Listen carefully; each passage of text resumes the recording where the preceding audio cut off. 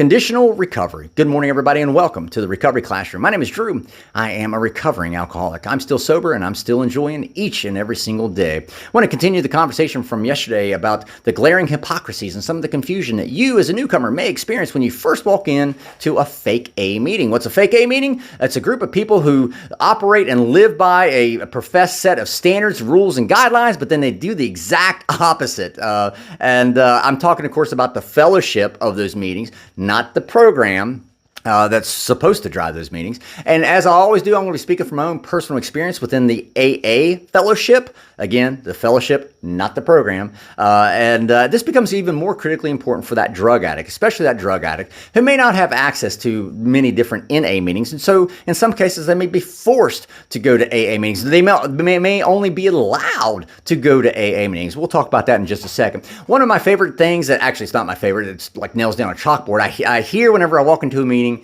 and there's a newcomer, somebody will inevitably speak up and say, the newcomer is the most important person in the room, which I absolutely agree with. It's 100% true. But then somebody else will pipe up, if not the same person, say, you need to take the cotton out of your ears and put it in your mouth. So what that newcomer just heard was, I'm the most important person in the room, but you're also telling me to sit down and shut up. You don't want to hear what I have to say.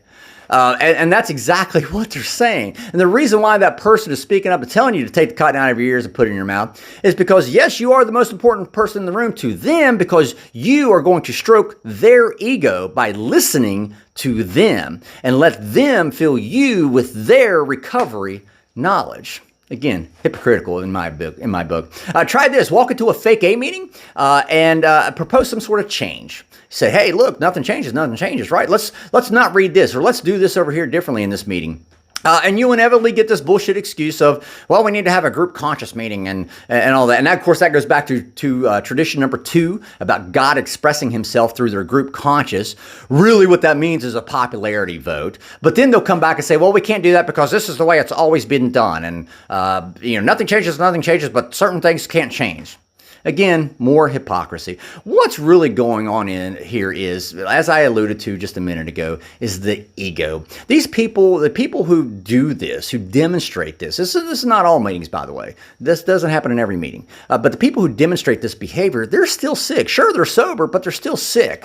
And they're doing this because it gives them a sense of importance, a sense of significance. And it's really sad because you would think that after all the years of sobriety that they have under their belt, you would have think they would have found that significance a long time ago. You would have think they would have already found that way to be self-sufficient when it comes to their self-value and self-worth. But yet they haven't. As I mentioned, this becomes especially difficult and tricky for the drug addict who comes into an AA meeting. The drug addict walks in and says, hi, my name is Drew. I'm an addict. Somebody pipes up and says, hey, you know what? You have to say that you are an alcoholic.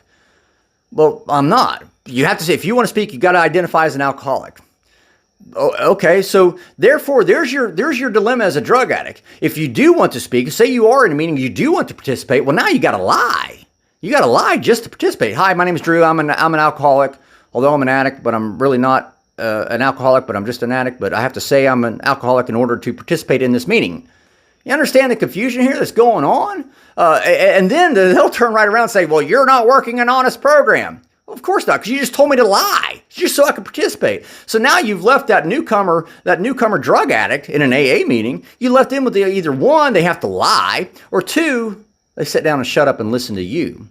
At the end of the day, this comes down to what I like to call conditional recovery. And I don't think recovery should be a specific pathway. I don't think it should be conditional at all. I think we should welcome people into meetings regardless of what their addiction should be. And I do believe they should be able to share. You will go to some AA meetings that do allow drug addicts to speak and share.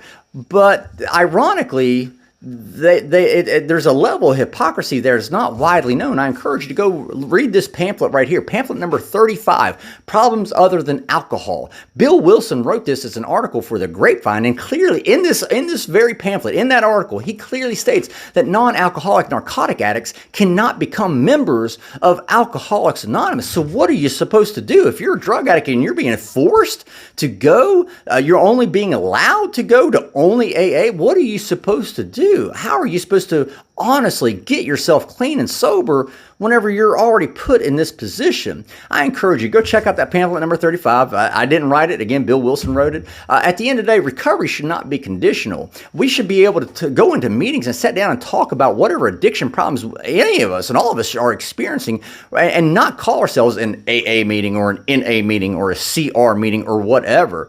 Those meetings should not be conditional at all. I think we should be able to bring in everybody, allow everybody to come in and talk about whatever it is they need to get off of their chest. To me, that is a truly unconditional recovery meeting. So with that being said, I'm out of time. Thank you guys for letting me come in and share 5 to 10 minutes of your day with you. You guys absolutely keep me sober, and I could not be any more appreciative. If you'd like the content of the Recovery Classroom video messages, please feel free to like and share on your own personal Facebook page and all your other social media channels. We'll be talking again soon, guys. Remember, you can't get drunk if you don't take that first drink.